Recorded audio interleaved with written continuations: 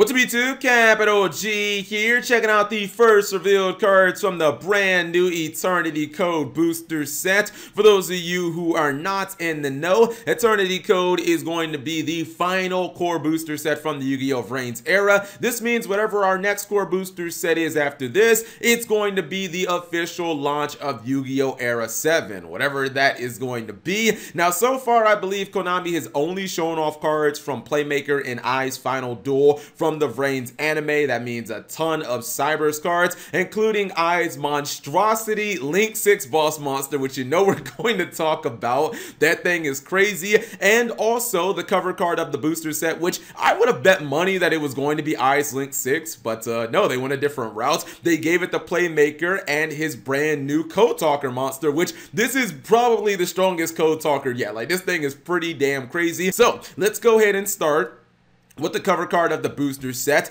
That would be Access Talker. This is, of course, a Cybers monster. It's a Link 4. You got the same exact link points as Firewall Dragon, up, down, left, and right. It is also Dark Attribute and 2300 attack. Now, it requires 2+ effect monsters, so it's pretty damn generic. You can't use tokens, but you can use basically any monster that you can get your hands on. It says your opponent cannot activate effects or cards in response to the activation of this card's effects. So both of the effects are spell speed 4s. I like it.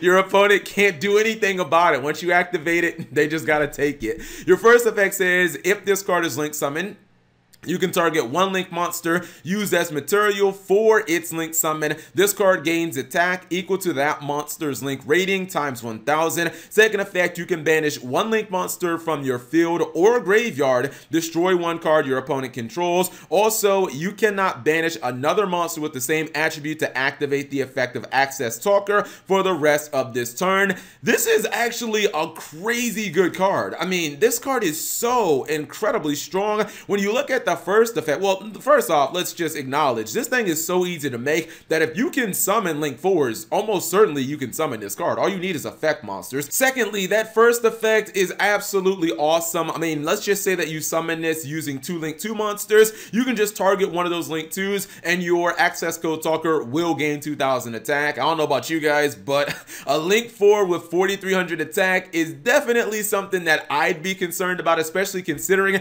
you keep the attack permanently. It doesn't go anywhere at the end of the turn or anything weird like that. You just get the attack and you keep the attack. And then when you look at the second effect of this card, that is amazing as well. Basically, you can just banish link monsters from your graveyard to just blow up cards on your opponent's side of the field. Number one, that does not target. Number two, it is not a hard once per turn. The only caveat, the only downside is you have to start banishing monsters with different attributes. Like, you can't just banish 3 earth monsters and say, I'm gonna, Dark Arm Dragon your entire field. It has to be different monsters with, or it has to be monsters with different attributes. But honestly, as long as I get to pop at least 1 card, I think that I'm pretty content with that. If I get to pop 2 cards on your side of the field, again, non-targeting, and you can't even respond to it, that seems pretty damn good. Like, this is an amazing card that I feel like is going to be splashed into a lot of decks because all you kind of need to do is link up into this card and you should be fine. Next up is Ai's absolutely behemoth boss monster, ladies and gentlemen.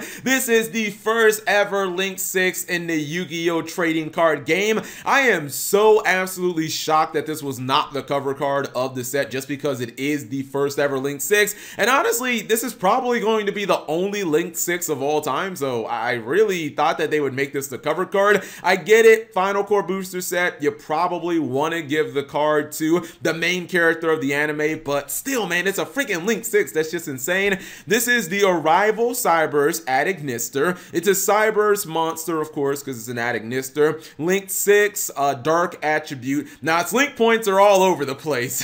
They're top, left, right, bottom, and then bottom right. So, man, you can, it just opens up so many extra monster zones. My goodness, that's a lot of extra monster zones to open up. Now, it says that, To summon this bad boy, you have to have 3+ monsters with different attributes. Now, if you've ever played Adignisters, you know that their attribute wheel is kind of all over the place. So for the deck that does summon Firewall Dark Fluid Dragon fairly easily, this card's not very difficult to summon. Like, Adignister can summon this card incredibly easily. They summon Dark Fluid Dragon turn 1 every duel if they're going first, so I don't think it'll be a problem for them to summon a Link 6. Your first effect says you can only control one the Arrival Cyberse Adignister. Second effect, this card's original attack becomes the number of materials used for its Link summon times 1000. Third effect, unaffected by all other card effects, because why not? Why not just make it unkillable and unaffected by every other card in the entire game of Yu-Gi-Oh! It seems pretty fair. Fourth effect, once per turn, you can target one other monster on the field, destroy it, and if you do, special summon one Adignister token. That token is a Cyberse Dark level 1, 0 attack, 0 defense to your zone this card points to. Okay, this seems like a fairly overloaded card. You can only control one of it. I don't see any way that you'd be able to summon 2 of these damn things anyways, unless you had like Soul Charge in the game. But yeah, that's kind of irrelevant. One should be perfectly fine. The fact that this card gains attack equivalent to the materials that you put into it, I'm thinking that you probably want to get 4 materials going into this card, because at 4000 attack, I think that it's at the point where your opponent's going to struggle to run over this thing in battle, and then it's going to be unaffected by basically anything they kind of throw at it. So it's like kaiju or bust at that point. The fourth effect will also take that. I mean, basically it's just free destruction on one of your opponent's monsters. It does target, but who cares? Not only am I blowing up your monster, but I'm also getting myself a free token during the process. Now, quite frankly, I don't know what you're supposed to do with that token.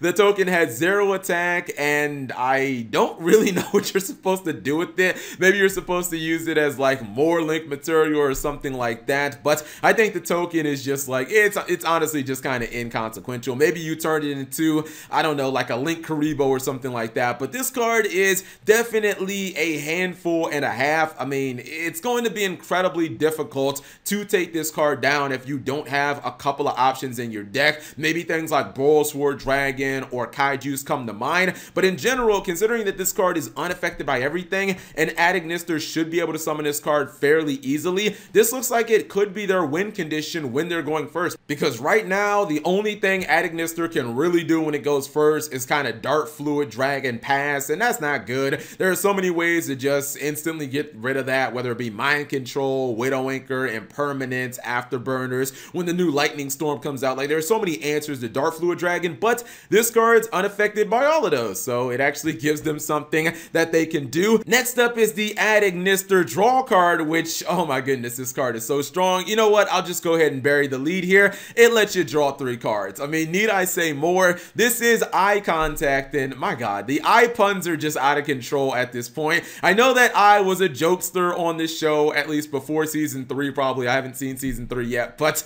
the puns are out of control at this point. It's a normal spell. Of course, it's a hard once per turn. I just told you it lets you draw 3 cards, so it has to be a hard once per turn. It says, if Ignister Island, that's the field spell for Adignisters, is in the field spell zone, you can reveal 1 Ignister Island in your hand, place it on the bottom of your deck, and if you do, draw 3 cards. So if you've never really seen Adignisters, just know that pretty much the entire deck does revolve around having that field spell. It constantly lets you summon Adignister monsters from your hand. It is searchable within the archetype, and obviously there's terraforming, and it can put itself back in the field spell zone from the graveyard. So having it in the field spell zone is pretty easy to do. Now, having that second copy in your hand, that might be a little more difficult, because you have to have both things to, you know, resolve this card. There is obviously, as I said, there's terraforming, and the deck can search it. So I guess if you do open with your field spell, you can just play it, and then you could search another copy of your field spell. Then you'd be able to draw 3 cards. Look, I know it is a little situational, but drawing 3 cards, I mean, come on.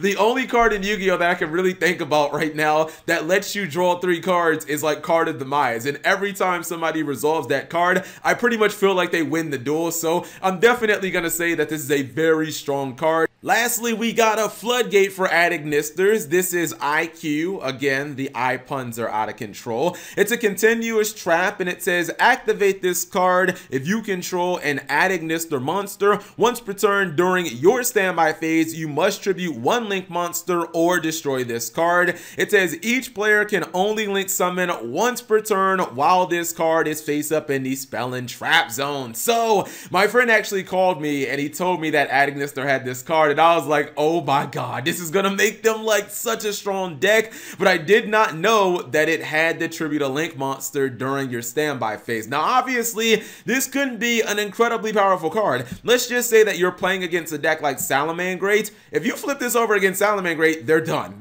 There's no way you're going to make a good board with Salamangreat if you can only link summon once per turn. There are other decks like Sky Striker, and basically any deck that revolves around link climbing is going to be screwed by this card. But at the same time, this is not a card I would say for the long run. This is a card where you want to use it for one turn, lock your opponent out, and then just try to kill them during the next turn. And honestly, with floodgates right now in Yu-Gi-Oh!, if your deck has enough offense, you can kind of do that. Kind of reminds me a little bit of like Summon Limit. Summon Limit is a little similar to that, but I do believe that you kind of need to win the game by that next turn. Otherwise, you'll have to start tributing your link monsters. And the thing is, it's not optional. You must tribute a link monster if you have a link monster on field. So you definitely wouldn't want to tribute like your Link 6. That would not be worth it. You need to try to kill your opponent immediately. Or I guess you could try to get rid of this card. Overall, this could be like a slick one of in the right matchups. If you're playing against like Sky Striker, if you're playing against a deck like Salamangreat that has to link climb and has to link summon to live, you could definitely use this and hopefully you can kill him within one turn, or maybe you can blow this card up before your standby phase, maybe during your end phase or something like that. Anyways, whatever you guys thought of these new cards, leave it in the comment section below. Thank you guys for watching. As always, subscribe if you have not already and turn on that notification bell for daily videos.